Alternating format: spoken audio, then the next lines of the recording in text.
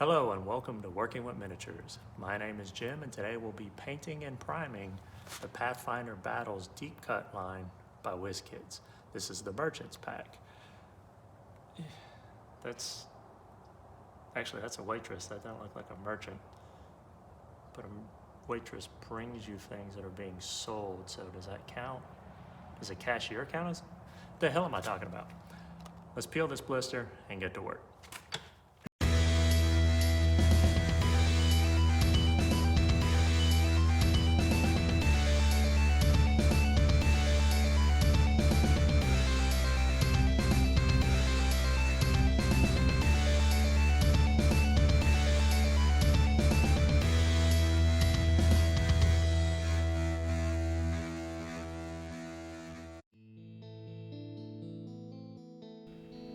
Although the package states they are primed and ready to paint, a quick inspection reveals some harsh mold lines.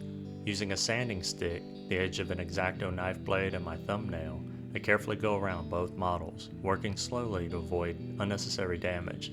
This step will vary between models and manufacturers, but is important to have a clean finish. To prime, I will be using Vallejo's airbrush thinner, white primer, and gloss black primer. I meant to grab matte black, but since I'll be layering white over it, it shouldn't matter. I am new to airbrushing miniatures, and right from the start I thinned the paint entirely too much. I had to spray half of the cup out before adding more black.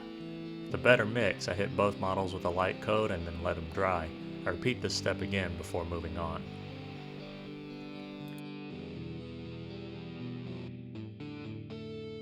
I let my airbrush hit her bonk. I cleaned the airbrush cup out by spraying cleaner and wiping it out. I also removed the nozzle cap and needle guard, and wipe any paint that may be left on the tip. I decided to test the white without thinning it, and to my joy it sprayed smooth and even. I applied 2 zenithal light coats, letting the paint dry in between. The first coat I sprayed from a 50 or 60 degree overhead radius, and the second coat I sprayed only from directly overhead.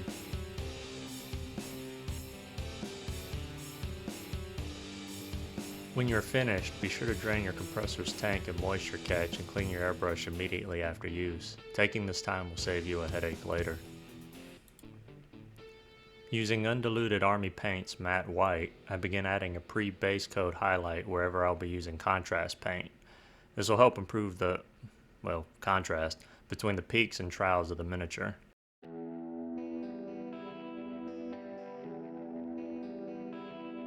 Moving to Flesh Terror's red, I begin coating the pants. This is my first time using contrast paint, and here you can see me slowly dabbing it on, which is already a mistake. Contrast paint starts to dry quickly, and if you take too long you can end up with a blotchy finish. Moving to snake bite leather, I coat the boots, belt, and pouches. Don't romance it. Stay clean around edges that will be white or painted with different contrast paints, but move fast where you can. Treat it like you would painting a wall in your house, keeping a wet edge and working your way out. Using Dark Oath Flesh, I paint the vest. I'll use it now that I own it, but it's close enough to snakebite leather I almost regret buying it. I cover the frill of the vest with Gore Grunta fur, which is a deep, beautiful brown and stands out well against the snakebite leather and Dark Oath Flesh.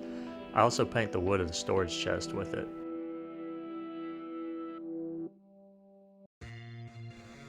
Swapping to Army Painter basic acrylics, I paint the rim of the storage chest, belt buckle, necklace, and the crest in his hand with true copper, and let it dry before edge highlighting it with weapon bronze.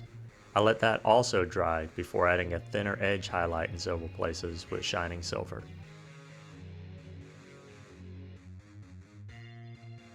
Since I'll be leaving the shirt white, the last true base coat left is for the flesh, which I use tanned flesh. This I thin down with a good amount of water, but not so much that it's a glaze. Conversely, if it's too thick, it will clog the features of the face. With a clean brush, I apply the strong tone wash to where the darkest shadows would be on the storage chest and clothing, such as the upper folds of the boots or bottoms of the pouches on his belt. I use dark tone for the belt buckle and the crest in his hand, and the frill of his vest. Since the back of his vest is a large space with clear lines of stretched fabric, I use both strong tone and dark tone to lightly draw in some additional shadowing. Finally, I use flesh wash for the face, hands, and adding it only around the eyes, nose, mouth, back of the jawline. I wick away any excess pooling.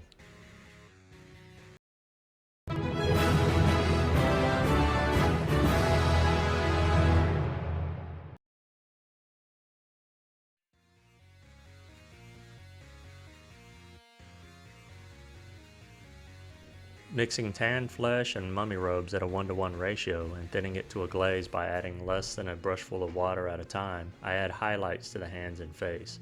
I repeat this step several times to gradually build up a smooth transitional highlight. I then add some glazes of mummy robes where I want the light to shine the most. As you can tell, I'm new to glazing, and the last layers of glazing wasn't subtle at all. It's as if he's wearing a cheap bald cap. I didn't dwell on this, as I'll just have to tone it down with glazes of tan flesh later.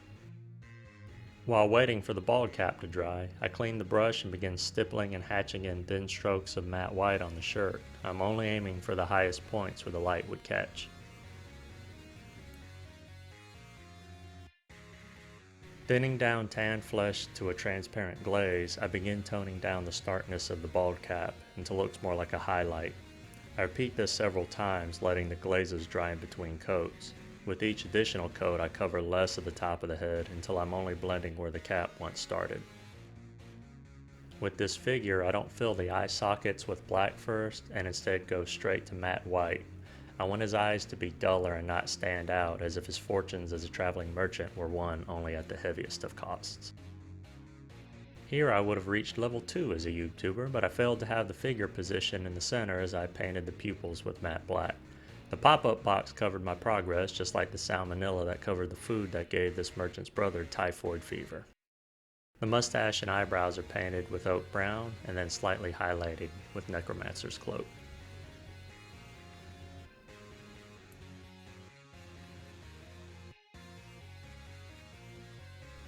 I give all of the brown a thin edge highlight of leather brown, anywhere light would catch.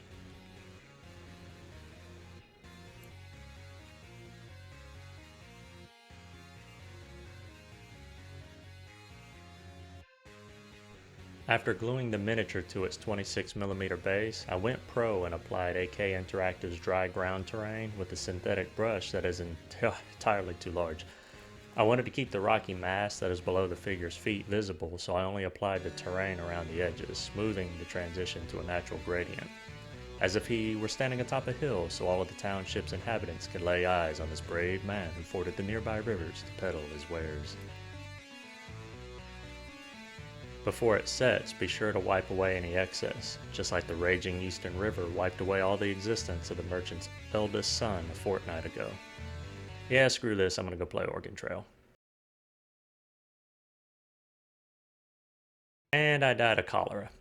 After the terrain has had time to dry, I paint the stone and the dirt with yellow desert and wash it with strong tone before finally dry brushing it with mummy robes.